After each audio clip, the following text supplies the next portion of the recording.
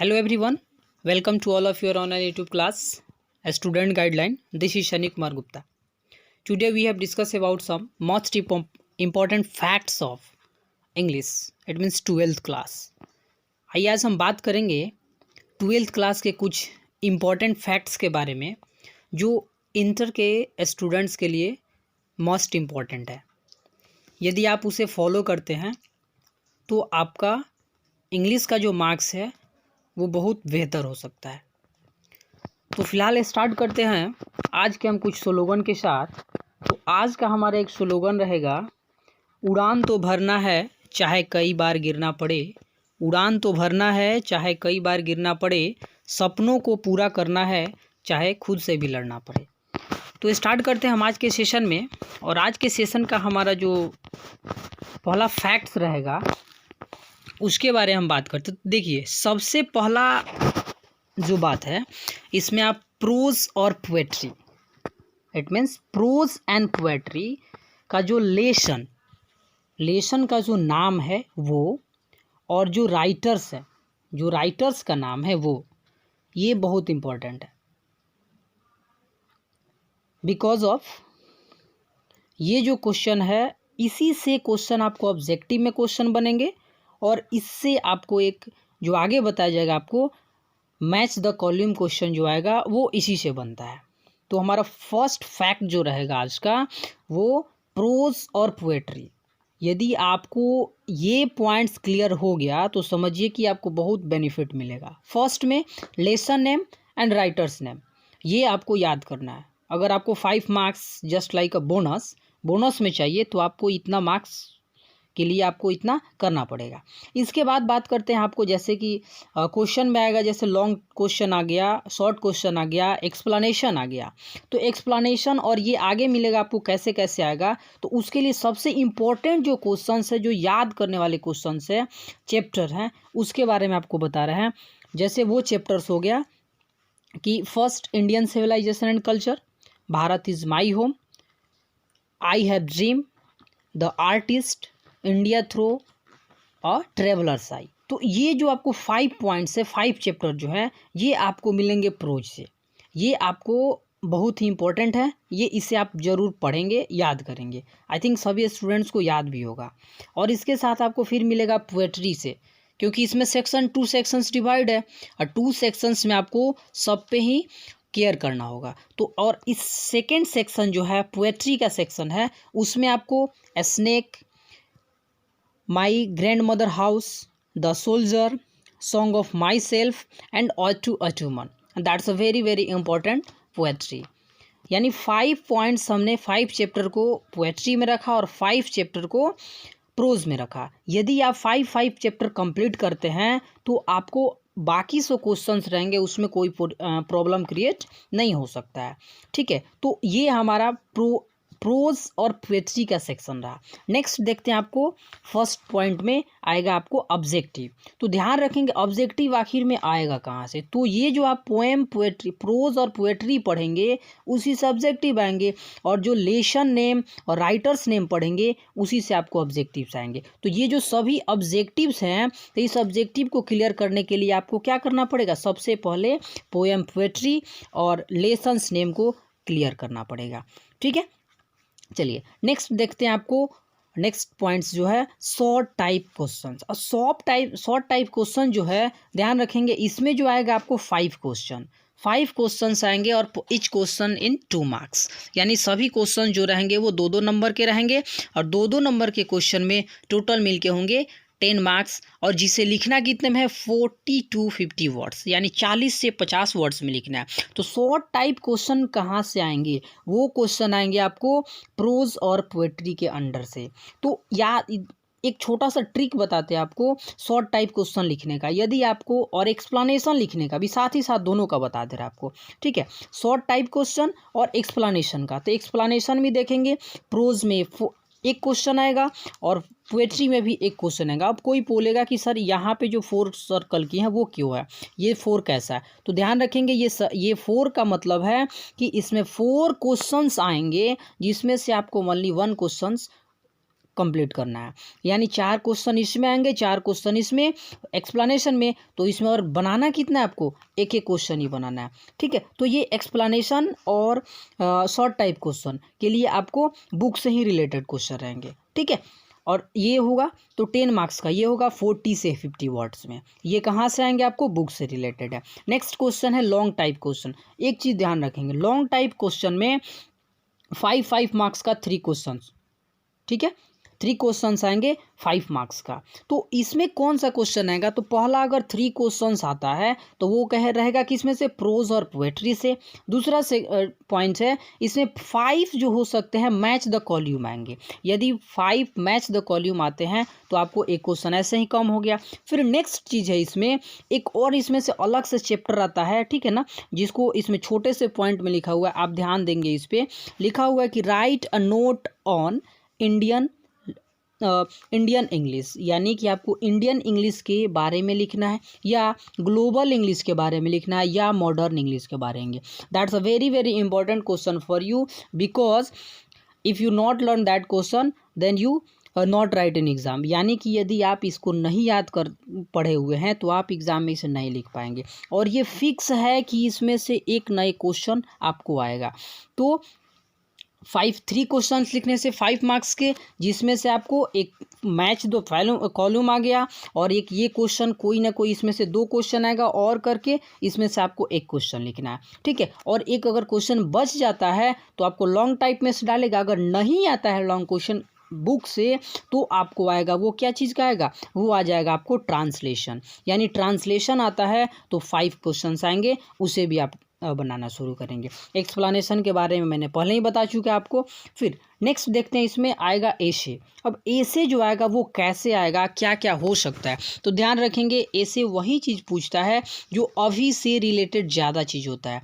ठीक है, जैसे हमने कुछ इंपॉर्टेंट जो है वो लिखे हुए हैं। जैसे हमारा फर्स्ट पॉइंट है वो है आपको इंडियन फेस्टिवल। अब इंडियन फेस्टिवल में कोई पूछेगा कि सर क्या हो सकता है, तो इसमें आपको 26 जनवरी भी हो सकता है, 15 अगस्त भी हो सकता है, सरस्वती पूजा हो सकता है, होली हो सकता है, etc। और नेक्स्ट पॉइंट आपको दिया गया इसमें अ memorable event of my life. That's a very important, यानी अपनी लाइफ का कुछ वैसा मेमोरेबल इवेंट को लिखना है उसके बारे में। और नेक्स्ट 3rd नंबर पॉइंट है पॉल्यूशन। तो पॉल्यूशन को जो लिखेंगे वो कैसे लिखेंगे, पॉल्यूशन में आपको ये भी आ सकता है टाइप ऑफ पॉल्यूशन, या केवल पॉल्यूशन के बारे में। तो टाइप ऑफ पॉल्यूशन में क्या होगा, air pollution, water pollution, land pollution and soil pollution, कोई भी आ सकता है, आप इसको आराम से लिख सकते हैं। ठीक है, नेक्स्ट टॉपिक है 4 नंबर इलेक्शन। इलेक्शन इसलिए लिखा गया इसमें कि अभी इलेक्शन का भी टाइम था और आने वाला भी है, तो इलेक्शन का भी पॉइंट आ सकता है। नेक्स्ट है that's a very very important topics of corona virus या just like a global disasters, यानी इसके बारे में भी कुछ आ सकता है। अब ग्लोबल डिजास्टर्स में क्या आ सकता है, अर्थक्वेक हो गया, सुनामी हो गया, फ्लूड हो गया, तो ये सब आते हैं। ठीक है, तो ये अगर आप क्लियर करते हैं तो इसमें आपको मिलते हैं कितने, 8 मार्क्स मिलते हैं। And that's you also write in 150 word to 200, यानी 150 से 200 शब्दों में आपको इसको लिखना है। ठीक है, नेक्स्ट क्वेश्चन है लेटर राइटिंग। अब देखिए कोई बच्चे बोलेंगे कि सर लेटर राइटिंग आखिर में लिखेंगे कैसे, तो उसका फॉर्मेट आपको हम छोटा सा बताएंगे वो कैसे लिखना है। और बात रहा एप्लीकेशन का, लेटर राइटिंग और एप्लीकेशन, ध्यान रखेंगे क्वेश्चन एक आता है लेकिन एग्जाम्पल उसमें 2 रहता है। या write a letter to principal, leave for 3 days, या write a letter to principal, leave for brother marriage, sisters marriage and uncle marriage, यानी इसमें से कोई भी पॉइंट्स हो सकता है। ठीक है, उस पॉइंट से रिलेटेड रहेगा तो आप लिखेंगे कैसे। और नेक्स्ट में है आपको लेटर फॉर फादर, यानी आप फादर के पास लेटर लिखना है, मदर के पास लेटर लिखना है, या सिस्टर के पास लेटर लिखना है, तो उसको कैसे लिखेंगे। या अपने फ्रेंड के पास लिखना है, जैसे कि कंग्रेचुलेशन करने का, कि उसे सक्सेस एग्ज़ाम में कैसे मिले उसके बारे में, तो आप कैसे लिखेंगे। ठीक है, नेक्स्ट पॉइंट देखेंगे इसमें। अब देखिए तो इसमें प्रिंसिपल के बारे में लिव है, तो जैसे आपको पता है, ये सबको पता है कि उसको हम कैसे लिखते हैं। तो प्रिंसिपल के पास जो लेटर लिखते हैं, तो देखिए जैसे कि मान लेते हैं हम यहाँ से स्टार्ट करते हैं। जैसे यहाँ पे मान लीजिए लिखते हैं टू, और फिर लिखेंगे यहाँ से द प्रिंसिपल, यहाँ से लिखें टू द प्रिंसिपल, और फिर यहाँ पे लिखेंगे क्या, स्कूल का नाम लिखेंगे, ये सब लिख दिए। ठीक है, तो और इसके बाद जो यहाँ पे बीच का जो पॉइंट रहता है वो बीच के पॉइंट को हम कैसे लिखेंगे। ठीक है, तो अब देखिए वहाँ से तो एक आपको सिमिलर पॉइंट मिलता है, most humbly and respectfully I beg to say that I am the student of that class. यानी कि हम क्या लिखेंगे कि जैसे टू द प्रिंसिपल लिख दिए, उसके बाद नीचे लिखेंगे सब्जेक्ट लिखेंगे, फिर थ्रो लिखेंगे the class teacher of class dash, उसके बाद क्या लिखेंगे, फिर डियर सर क्या लिखेंगे, जैसे कि मान लीजिए यहाँ तक आपका ये क्लियर हुआ, फिर यहाँ से लिख दीजिए डियर सर। अब यहाँ पे लिखेंगे जो डियर सर लिखेंगे, और जैसे ही यहाँ से फिर स्टार्ट करेंगे, मान लीजिए थोड़ा सा ऊपर चला गया, और ऊपर के बाद क्या लिखेंगे, यहाँ से स्टार्ट करेंगे most humbly and respectfully I beg to say that I am the student of class 12th। ठीक है, ये हो गया, मतलब इजी वे का जो ये एप्लीकेशन लिखने का फॉर्मेट आपको बता रहे हैं। ठीक है, आई am the student of class dash. ठीक है, और फिर इसके बाद जैसे लिख दिए कि हमें लीव चाहिए 3 days का। ठीक है, तो I am not attend the class date from dash date to dash due to my brother marriage या ड्यू टू फीवर। ठीक है, ये कोई भी टॉपिक है आप इसमें डाल सकते हैं आराम से। ठीक है, और जब ये लिख लेंगे तो लास्ट में आपको, यानी यदि मान लीजिए आपका पॉइंट यहाँ पे एंड होता है तो यहाँ पे डाल दिए, और यहाँ से जस्ट यहाँ से नीचे से आपको लिखेंगे तो क्या लिखेंगे, यहाँ से लिखेंगे स्टार्ट करेंगे देयरफॉर आई रिक्वेस्टेड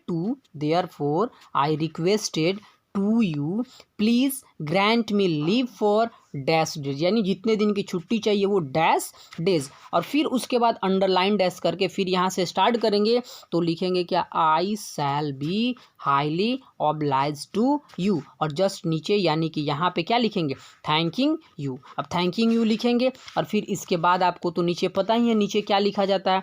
अब जैसे कि मान लीजिए यहाँ नीचे आ गया तो नीचे में क्या लिखते हैं, your obediently a student, name, class, roll number, और साइड में यहाँ पे क्या करेंगे, डेट डालेंगे। तो ये रहा फॉर्मेट आपको किस चीज़ का, ये आपका फॉर्मेट रहा एप्लीकेशन का। और फिर इसमें कोई स्टूडेंट बोलेंगे कि सर हमें ये जो आप बता रहे थे लेटर का, तो लेटर का जो फॉर्मेट है, तो देखिए एकदम इजी वे में हम एक फॉर्मेट बताते हैं आपको लेटर का। तो देखिए जैसे हमने एक छोटा सा पॉइंट डाला है इसमें। ठीक है, ये ऐसा नहीं है कि आप ऐसे ही लिखेंगे, आप इस तरह से लिख सकते हैं। तो पॉइंट का ये है, अब देखिए फर्स्ट पॉइंट में इसमें ऊपर डालना है, आपको क्या डालना है, डेट डालना है। तो देखिए यहाँ पे हम डालेंगे डेट, और डेट डालेंगे, और इसके बाद प्लेस डाल देंगे, यहाँ पे क्या डालेंगे, प्लेस, फिर डेट डालेंगे। और मान लीजिए हमें लिखना किसके पास है, फादर के पास, तो फादर के पास जब डाल रहे हैं तो यहाँ पे लिखा हो माय डियर फादर, या my dear brother, my dear sister, या जो भी चीज़ हो, मतलब जो भी चीज़ लिखना वो लिख देंगे आराम से। अब इसमें देखिए बोलेगा कि जैसे I am quite well here and hope that all the members of our family will be quite well,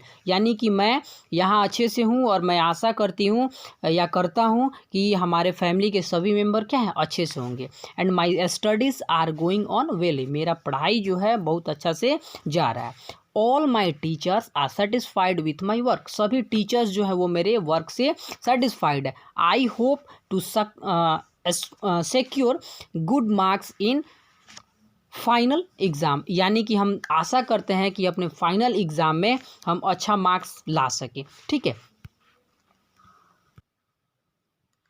ठीक है, तो यहाँ तो हुई है। मान लीजिए कि ये आपका पॉइंट्स पूछा क्या था। अब इसके बाद आपको लिखना है, मान लीजिए आपका टॉपिक चेंज हो गया कि लिखना है कि जैसे कि हमें आई वांट टू, मतलब कि आपको पैसा चाहिए 500 रुपये चाहिए, किसके लिए, आपको किस चीज़ के लिए, बुक खरीदने के लिए। तो मान लीजिए आपको बुक खरीदने के लिए पेमेंट मांगना है घर से, तो जैसे कि मान लीजिए हम बोले requested to you please, requested to you father, तो लिखेंगे I request to you please send me 500 rupees, request to you send me 500 rupees for a new GK book या न्यू बुक। ओके, तो ये आपको लिख दे 500 रुपीज़ का। अब मान लीजिए फिर आपको टॉपिक क्या लिखना है, दूसरा है कि हमें परमिशन चाहिए अपने स्कूल के ट्रिप पे जाने के लिए। अब ट्रिप पे जो जाना है तो उसके लिए क्या लिख सकते हैं, I want to take a permission for a school trip, so please send me 300 rupees for this trip. तो ये पॉइंट्स हो गया। तो मान लीजिए पॉइंट्स कुछ भी है, लेकिन आपको क्या करना, ये जो पॉइंट है,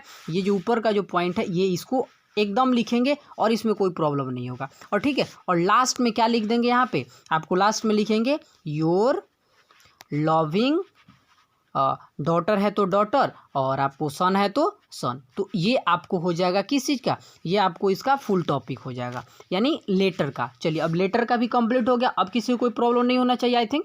तो देखिए, और फिर लास्ट पॉइंट में जो आता है ये 4 मार्क्स का आता है, ये होता है पैसेज या प्रिसाइज। अब पैसेज जो होता है क्या होता है, पैसेज रहता है कि मान लीजिए कोई पैसेज दे दिया है और पैसेज को पहले रीड करना है। अब पैसेज को रीड करने के बाद उससे रिलेटेड क्वेश्चन को 4 क्वेश्चंस रहते हैं, उसका आंसर देना रहता है। और नेक्स्ट एक और बच जाता है, या तो उसके नीचे दिया रहता है प्रिसाइज। अब प्रिसाइज को क्या करते हैं, देखिए तो प्रिसाइज को क्या करते हैं, तो हम प्रिसाइज को करने के लिए सबसे पहले पता है क्या करते हैं, सबसे पहले मान लीजिए कि यहाँ पे एक प्रिसाइज दे दिया, यहाँ पे मान लीजिए एक प्रिसाइज दिया हुआ है, तो सबसे पहले क्या करेंगे, इसका मेन पॉइंट्स बता रहे हैं आपको, रूल्स क्या होता है। सबसे पहले हम इसको रीड करेंगे, क्या करेंगे, सबको रीड करेंगे, और रीड करने के बाद रीड कर लिए, और रीड करने के जस्ट बाद इसमें से हम निकालेंगे, इसका क्या निकालेंगे, इसका टाइटल निकालेंगे। क्या निकालेंगे, टाइटल निकालेंगे। अब देखिए टाइटल निकालनी है, और जब टाइटल निकल गया तो टाइटल निकलने के बाद का जो टॉपिक होता है सभी को काउंट करेंगे, यानी जो भी जितना नंबर है, जस्ट लाइक मान लीजिए 45 टोटल वर्ड्स हुए, ठीक है, और इसे 1/3 करेंगे। किसका करेंगे, 1/3। अब 1/3 अगर इसको हम करते हैं तो कितना आया, 15। अब 15 आया, और ये जो 15 वर्ड्स हुए, बस हमारे जो टोटल टॉपिक्स रहेंगे वो प्रिसाइज